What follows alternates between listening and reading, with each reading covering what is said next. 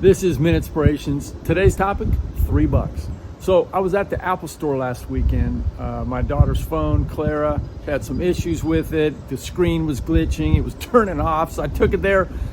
Thank you, AppleCare. Free phone. It was switched out. No charge, all that kind of stuff. So I'm sitting there waiting for my Apple helper to come and kind of help me set it up and all that kind of stuff. And I brought a book. So I'm reading a book.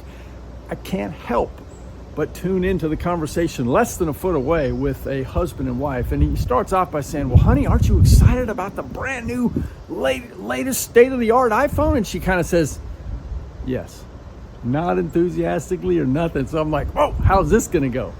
And he says, well, gosh, there's so many great things. And the Apple helper's over there talking through all the new benefits and the things that it does. And she's kind of just like staring straight ahead. He is the one, the husband, asking the questions.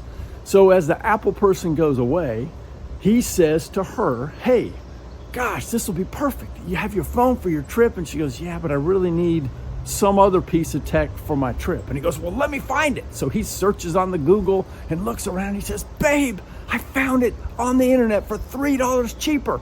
And we can get it here by the end of the week. And she says, oh, that's great, honey.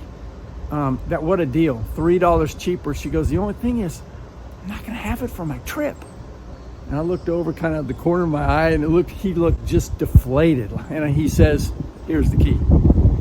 Well, I guess we can just get it here.